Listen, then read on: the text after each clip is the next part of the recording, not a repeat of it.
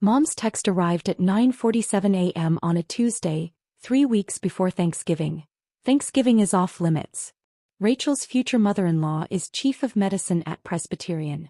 You'd embarrass her. I stared at my phone for a long moment, standing in the research lab at Columbia Medical Center where I'd just finished examining tissue samples under an electron microscope. Around me, my team of 12 researchers worked quietly, analyzing data from our latest clinical trial. The breakthrough we'd achieved in regenerative cardiology was going to change how we treated heart disease. The New England Journal of Medicine had fast-tracked our paper for publication in their January issue. I typed back a single word, "Okay." My phone buzzed immediately. Rachel, my older sister. Thank God you're being reasonable for once. Dr. Catherine Morrison is a huge deal. She runs the entire cardiac department at Presbyterian. David's mother. I can't have you there asking stupid questions about medicine or whatever. I looked at the framed degree on my lab wall. Doctor of Medicine from Johns Hopkins. PhD in molecular biology from Stanford. Board certification in cardiology. 7 years of residency and fellowship. 14 published papers in peer-reviewed journals. I understand, I replied. David and I are getting engaged at Thanksgiving. His mother is making the announcement. This is my moment, Sarah. I need everything perfect. Congratulations. Just stay home. Watch football or something. Mom and Dad agree it's better this way. I set my phone down and returned to my microscope. Through the lens, I could see the cardiac cells we'd regenerated using our novel stem cell protocol. Cells that shouldn't exist, growing in petri dishes because my team had figured out what everyone said was impossible. My research assistant, Kevin, approached with a tablet. Dr. Chin, the conference organizers confirmed your presentation slot. November 26, 2 p.m. Grand Ballroom. They're expecting over 2,000 attendees. The American College of Cardiology's annual research symposium. The most prestigious gathering in our field. I'd been invited to present our breakthrough findings on cardiac tissue regeneration. The keynote speaker was listed as Dr. Catherine Morrison, Chief of Cardiac Medicine at Presbyterian Hospital, presenting on the future of interventional cardiology. Thank you, Kevin, I said quietly. Make sure the presentation slides include the latest data from the Phase 2 trial results. Already done. Dr. Morrison's team actually cited your work in their recent paper on minimally invasive procedures. I saw that. Have you met her? Not yet. I hadn't mentioned that Dr. Catherine Morrison was about to become my sister's mother-in-law. Or that my family had no idea I was a doctor, let alone a researcher whose work was reshaping cardiac medicine. They'd stopped asking about my life years ago. My relationship with my family had always been defined by a simple hierarchy. Rachel was the golden child and I was the complicated one. Rachel had followed the expected path. Pretty, popular college degree in communications, job in pharmaceutical sales that paid well and required minimal expertise. At 31, she dated a succession of appropriate men with good jobs and better connections. David Morrison was her crowning achievement. 34, investment banker at Goldman Sachs, $800,000 annual salary, family legacy at Princeton.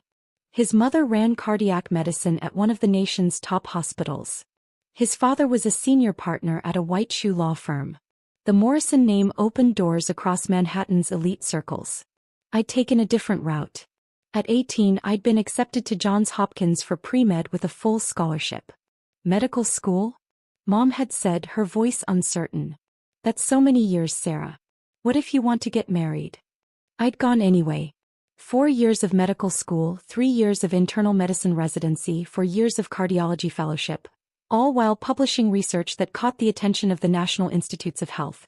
At 33, I was an attending physician and director of regenerative cardiac research at Columbia Medical Center, leading a team that had just completed a clinical trial showing we could regenerate damaged heart tissue using modified stem cells. My parents had attended none of it. Not my medical school graduation. Not my residency completion. Not the awards ceremony where I'd received the Young Investigator Award from the American Heart Association.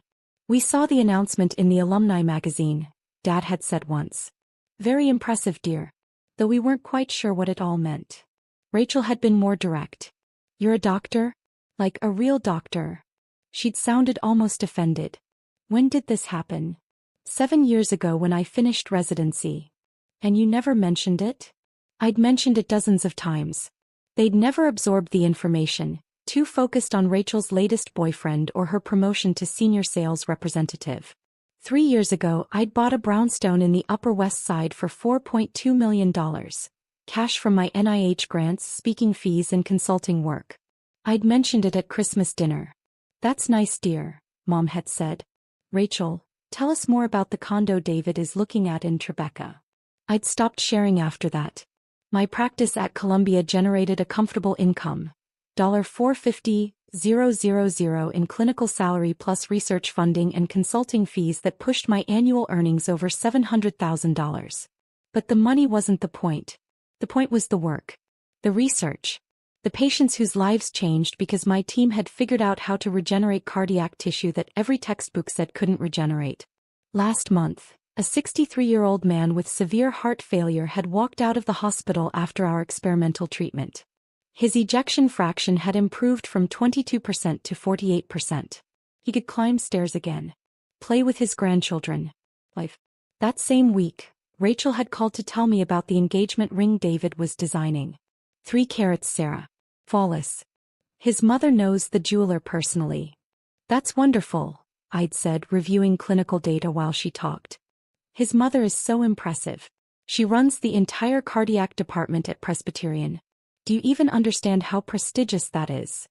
I'd looked at the email from Dr. Morrison's office on my screen, requesting to cite my research in her upcoming keynote presentation at the ACC symposium. I can imagine, I'd said. The weeks before Thanksgiving passed in a blur of research and clinical work. My team finalized data analysis for our New England Journal paper. I saw patients in my clinic, post-surgical follow-ups, second opinions, complex cases referred from other cardiologists. I prepared my presentation for the ACC symposium, condensing 3 years of breakthrough research into a 20-minute talk. My mother called once. Just confirming you're not coming to Thanksgiving. I'll be working. On Thanksgiving? Medical research doesn't stop for holidays, Mom. Well, it's probably better anyway. Catherine Morrison is very sophisticated. She summered in the Hamptons, winters in Aspen. I'm not sure you'd have much to talk about. I almost laughed. Dr. Catherine Morrison and I had plenty to talk about. Cardiac tissue regeneration protocols, stem cell differentiation mechanisms, clinical trial design, the future of regenerative medicine. We'd been corresponding via email for 6 months, ever since she'd read my preliminary findings in the Journal of the American College of Cardiology. I'm sure you're right, I said. Rachel called the next day. David's mother wants to meet the whole family at Thanksgiving. She's very particular about who David associates with. Family connections matter to her. I'm sure they do. So you understand why we can't have you there. No offense, Sarah, but you're not really impressive in that world, you know? You work at a hospital or something, right? Something like that. Right. Well, Catherine needs to see that David is marrying into a quality family. Dad's company, Mom's volunteer work, our social connections. You'd raise questions we don't want to answer. Understood. Thanks for being cool about this. I knew you'd understand. She hung up. I looked at the plaque on my wall. Distinguished Investigator Award, National Institutes of Health 2023. In recognition of groundbreaking contributions to cardiac regenerative medicine. November 26th arrived cold and clear. The ACC symposium was being held at the New York Hilton Midtown, 18 blocks from my brownstone. I dressed carefully that morning. Navy blue suit from Theory, cream silk blouse, Manolo Blahnik heels. Professional, polished, authoritative. My dark hair pulled back in a French twist. The jade earrings my grandmother had given me before she died. I'd been wearing these earrings the day she told me, "Don't let anyone make you small, Sarah. Especially not family." The symposium started at 8 a.m. I arrived early, picking up my presenter credentials and reviewing the schedule. Dr. Morrison's keynote was at 10 a.m. My presentation was at 2 p.m.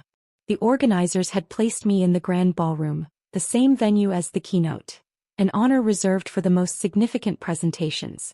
At 9:30 I settled into a seat in the front row of the grand ballroom. Around me, cardiologists from across the country filled the seats, department chairs, researchers, clinical directors. The energy was electric. Dr. Morrison's keynotes were legendary in our field. My phone buzzed. Wait. Having the best Thanksgiving prep day. Catherine took me to her club for lunch. So elegant. She's wearing Chanel. Mom is dying of jealousy. All. I silenced my phone. At precisely 10 a.m. the lights dimmed. Dr. Harold Chin, president of the American College of Cardiology, took the podium. It is my distinct honor to introduce our keynote speaker. Dr. Catherine Morrison has been at the forefront of interventional cardiology for 2 decades. As Chief of Cardiac Medicine at Presbyterian Hospital, she oversees a department of 83 physicians and has pioneered numerous techniques in minimally invasive cardiac procedures. Please welcome Dr. Catherine Morrison. The audience erupted in applause. I joined them, watching as a tall woman in her late 50s walked onto the stage. Silver hair cut in a precise bob, black suit that probably cost more than most people's monthly rent, presence that commanded immediate attention. She looked exactly like her professional photos, but more formidable in person. Thank you, Dr. Morrison said, her voice clear and confident. Today I want to discuss the future of cardiac medicine, particularly the extraordinary developments in regenerative cardiology that are transforming how we approach heart disease. She clicked to her first slide, a diagram of cardiac tissue structure. For decades we believed damaged cardiac tissue was permanent. A heart attack destroyed cells, left scars, reduced function forever. We managed symptoms, but we couldn't heal the underlying damage. She paused. That belief was wrong. Next slide. A microscopic image of regenerated cardiac cells. My cells. From my research. Over the past 3 years, breakthrough research has demonstrated that we can, in fact, regenerate functional cardiac tissue. The implications are staggering. She looked directly at the audience. I'm honored to present this groundbreaking work today, research conducted by one of the brightest minds in our field. My heart rate increased slightly.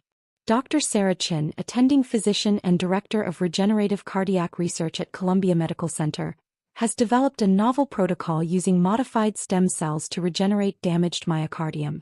Her Phase 2 clinical trial results, published last month in the Journal of the American College of Cardiology, show a 43% improvement in ejection fraction among patients with severe heart failure. She clicked to the next slide. My published data, my graphs, my name prominently displayed. 43% improvement. In patients who had exhausted all other options. Patients we would have listed for transplant or sent home to die. Dr. Chen's work is quite literally saving lives. The audience murmured, impressed. I sat very still. I've had the privilege of corresponding with Dr. Chen over the past 6 months, reviewing her protocols, discussing her methodology. Her rigor is exceptional. Her vision is transformative. Dr. Morrison smiled. I'm pleased to announce that Presbyterian Hospital will be collaborating with Columbia Medical Center to expand this research, with Dr. Chin leading a multi-center trial across 6 hospitals. More applause. Several people in the audience turned to look around, trying to identify me. But I don't want to steal her thunder. Dr. Chin will be presenting her full findings this afternoon at 2 p.m. in this very ballroom. I strongly encourage everyone to attend. It will be the most important presentation you hear this year. She paused, scanning the front row. In fact, I believe Dr. Chin is here now. Sarah, would you stand? Every eye in the room turned toward the front row. I stood slowly, turning to face the audience. 2,000 cardiologists looked back at me. There she is, Dr. Morrison said warmly. The future of cardiac medicine. Give her the recognition she deserves. The applause was thunderous. I nodded once, then sat back down, my face carefully composed despite my racing heart. Dr. Morrison continued her keynote, spending the next 40 minutes discussing her own work in interventional procedures and how it would integrate with regenerative approaches. She cited my research 6 more times, each citation more effusive than the last. When the keynote ended, I was immediately surrounded by colleagues wanting to discuss my findings. Department chairs from Johns Hopkins, Stanford, Mayo Clinic. Researchers from NIH, pharmaceutical executives interested in clinical applications. I spent 30 minutes answering questions, exchanging cards, scheduling follow-up discussions. Finally, I extracted myself and headed toward the exit, needing coffee before my own presentation. Dr. Chin. I turned. Dr. Catherine Morrison stood behind me, smiling warmly. I wanted to introduce myself properly, she said, extending her hand. Catherine Morrison. I'm a huge admirer of your work. I shook her hand. The admiration is mutual, Dr. Morrison. Your minimally invasive protocols are brilliant. Please call me Catherine. She gestured toward the hallway. Walk with me. I'd love to discuss the collaboration in more detail. We walked together toward the conference coffee lounge, discussing research protocols, trial design, patient selection criteria. She was sharp, incisive, pushing me on methodology in ways that made me refine my thinking. This was a woman who had climbed to the top of a male-dominated field through sheer excellence. Your trial results are even more impressive than the published data suggested, Catherine said. The patient outcomes in your supplementary materials, remarkable. Thank you. We're still optimizing the protocol, but the core approach is sound. How long have you been at Columbia? 7 years. 3 in fellowship, 4 as attending. Hopkins for medical school? Yes. Stanford for my PhD. She smiled. Impressive credentials. Though clearly the work speaks louder than the degrees. She paused as we reached the coffee station. Are you presenting alone this afternoon, or will your team be joining you? Alone. Though my research team deserves equal credit. Spoken like a true leader. He checked her watch. I have a lunch meeting with the hospital board, but I'll be back for your presentation. Wouldn't miss it. We shook hands again and she left. I poured coffee and found a quiet corner to review my presentation slides one final time. My phone had 17 missed calls. All from my family. I didn't check the voicemails. At 1:45 p.m. I returned to the grand ballroom. It was packed, every seat filled, people standing along the walls. Word had spread about the keynote's emphasis on my research. This was the audience that would determine whether my work was accepted as legitimate breakthrough science or dismissed as preliminary findings needing further validation. At 1:55 p.m., Dr. Harold Chin found me backstage. Dr. Chin, we've had to open the overflow rooms. We're expecting over 3,000 attendees for your presentation. It's unprecedented for a research talk. No pressure, I said, allowing myself a small smile. Catherine Morrison singing your praises helped. But your data stands on its own merit. Good luck. At 2 p.m. precisely, I walked onto the stage. The applause was immediate and sustained. I stood at the podium, looking out at 3,000 of the world's leading cardiologists. Somewhere in that audience was Catherine Morrison, future mother-in-law to my sister, who had no idea I was a doctor. Thank you, I said, waiting for silence. I'm Dr. Sarah Chin, and I'm here to discuss how we've solved a problem that's challenged cardiac medicine for a century: how to regenerate damaged heart tissue. I clicked to my first slide. For the next 20 minutes, I presented our breakthrough: the modified stem cell protocol, the differentiation mechanisms we'd discovered, the clinical trial showing 43% improvement in cardiac function, the patients who could breathe again, walk again, live again. The audience was rapt. No one checked their phones. No one whispered to colleagues. They were watching the future of their field unfold in real time. When I finished, the applause lasted 2 full minutes.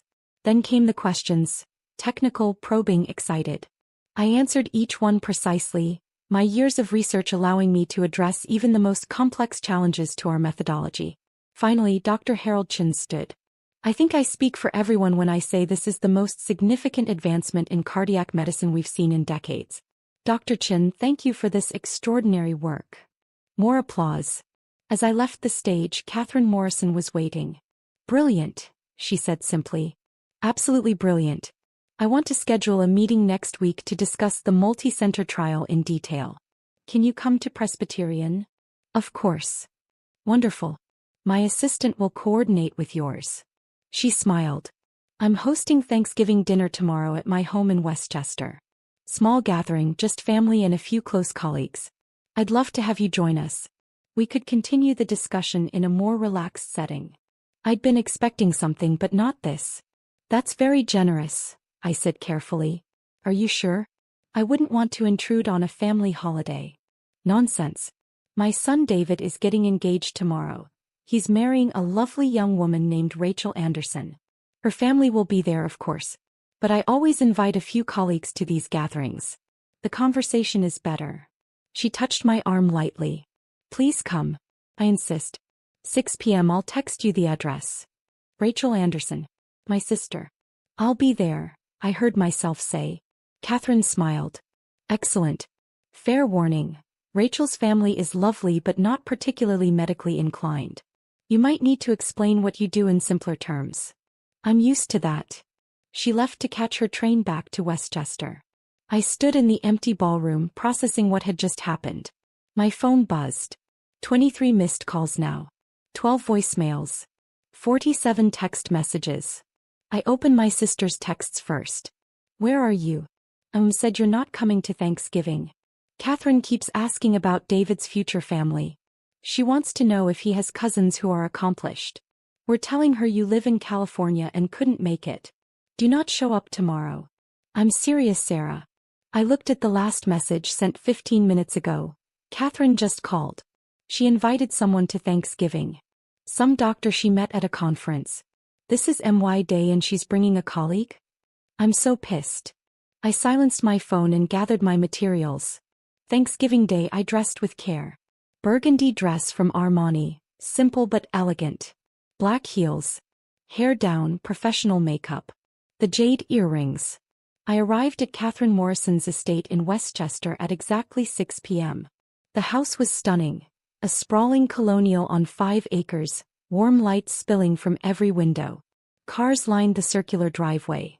A Mercedes, a BMW, a Lexus and, I noted with grim amusement, my father's 10-year-old Camry, looking out of place among the luxury vehicles. The front door opened before I could knock. A housekeeper in formal attire smiled. Dr. Chin? Dr. Morrison is expecting you. May I take your coat? I handed over my cashmere coat and followed her inside. The home was beautifully appointed, antique furniture, original artwork, the kind of understated wealth that comes from old money and good taste. Voices drifted from the living room, along with the sound of champagne glasses clinking. Catherine appeared in the hallway wearing an elegant cream pantsuit. Sarah. So glad you could make it. She took my arm warmly. Come meet everyone. Fair warning. The conversation has been a bit surface level so far. You'll be a breath of fresh air. We entered a large living room where about 15 people mingled with cocktails. I saw my family immediately. Mom and Dad stood near the fireplace, looking simultaneously thrilled to be in this home and terrified of saying the wrong thing. Mom wore a department store dress she'd probably bought specifically for this occasion, fingering her champagne flute nervously. Rachel stood across the room in a tight red dress, her arm through David's. David Morrison looked exactly like his photos. Tall, handsome in a generic way, wearing confidence like an expensive watch. He was in mid-story making several guests laugh. None of them had seen me yet. Everyone, Catherine announced, her voice cutting through the chatter. I'd like to introduce a very special guest. This is Dr. Sarah Chin, attending physician and director of regenerative cardiac research at Columbia Medical Center. The room turned toward us. I watched my family's faces in sequence. Dad first, confusion, then recognition, then something like shock.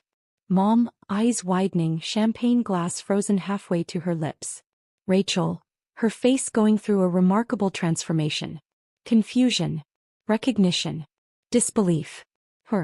The champagne glass slipped from her fingers.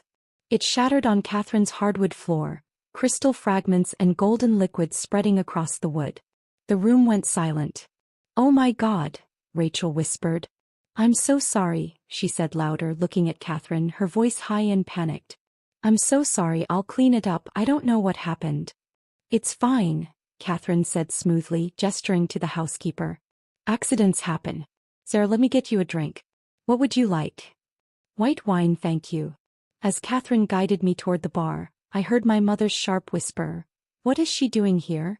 And my father's urgent response, "How is she a doctor?" David approached us at the bar, extending his hand with practiced charm. "Dr. Chin, I'm David Morrison. My mother has been raving about your research all day." I shook his hand. "Nice to meet you, David. I have to admit, I don't usually understand half of what my mother discusses about medicine. But even I could tell your presentation was something special." She showed me the video. 43% improvement in cardiac function? That's incredible. Thank you. David. Rachel appeared at his elbow, her face still pale, her smile brittle. This is This is my sister. David's expression went blank. Your sister. Sarah. My younger sister. From California. Rachel's voice was desperate, trying to maintain the lie even as it crumbled around her. Sarah doesn't live in California, my mother said, appearing behind them. She lives in New York. We thought. She trailed off, unable to articulate what they'd thought. Catherine looked between us, understanding dawning.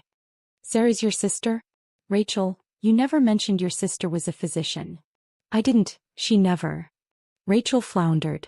She never told you? Catherine's voice was carefully neutral, but her eyes were sharp, reassessing.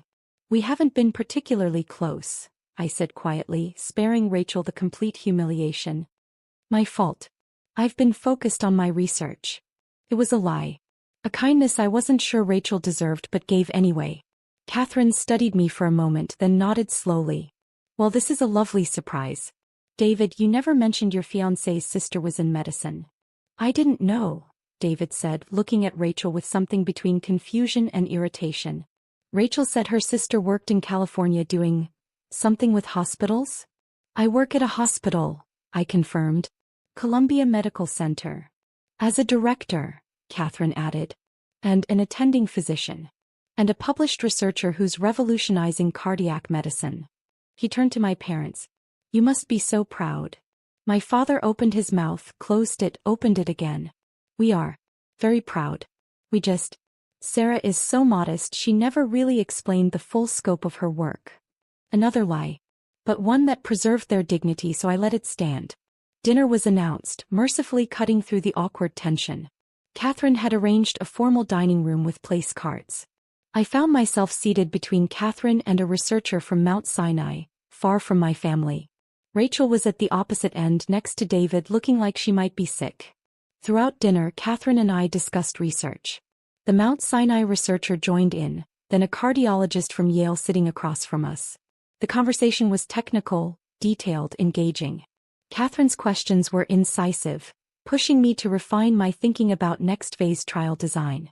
At the other end of the table, I could see my mother straining to follow the conversation, my father nodding along to discussions he clearly didn't understand. Rachel sat silent, pushing food around her plate. During dessert, Catherine stood with her champagne glass. I'd like to make a toast, she announced. To David and Rachel, who are making their engagement official tonight. Applause around the table. David stood, pulling a small box from his pocket. Rachel's smile was forced as he opened it to reveal a stunning ring, 3 carats, flawless, exactly as she described it to me weeks ago. Rachel Anderson, will you marry me? Yes, she said, her voice barely audible. More applause. David slipped the ring onto her finger. They kissed briefly. Catherine beamed, genuinely happy for her son. To David and Rachel, Catherine said, raising her glass. And to family. May we always recognize and celebrate the extraordinary people in our lives, especially those closest to us. She looked directly at my parents as she said it. We drank the toast. Rachel's hand trembled as she raised her glass. After dinner, as guests mingled over coffee and cognac, my mother cornered me in the hallway leading to the bathroom. Why didn't you tell us? She hissed, her composure finally cracking. I did tell you, Mom. Multiple times. You said you worked at a hospital. You never said you were some famous researcher. I'm not famous. I'm a doctor doing my job. Catherine Morrison thinks you're brilliant. Do you know how that makes us look? We told her you lived in California. We said you weren't close to the family. And then you show up as her special guest and everyone finds out you're some kind of medical genius. I'm not a genius. I'm a physician who works hard. And we look like fools who don't even know our own daughter's accomplishments. Her voice rose. Do you have any idea how humiliating this is? For you? Or for me? He stopped, caught off guard. I've been a doctor for 7 years, Mom. I've sent you every publication, every award announcement, every career milestone. You never responded. You never asked. You never came to a single event. I kept my voice quiet, controlled.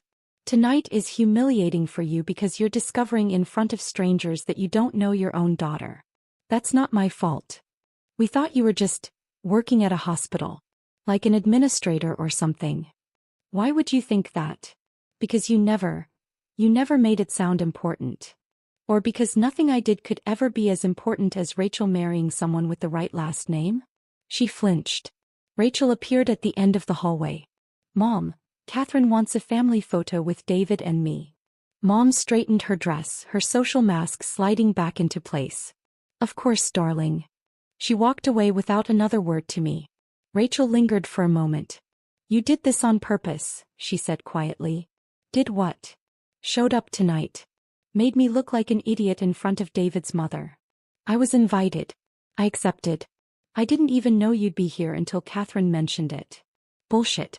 You knew exactly what you were doing. Rachel, I have spent 7 years building a career while you planned charity luncheons and dated investment bankers. I didn't do any of it to embarrass you. I did it because I wanted to save lives. I met her eyes.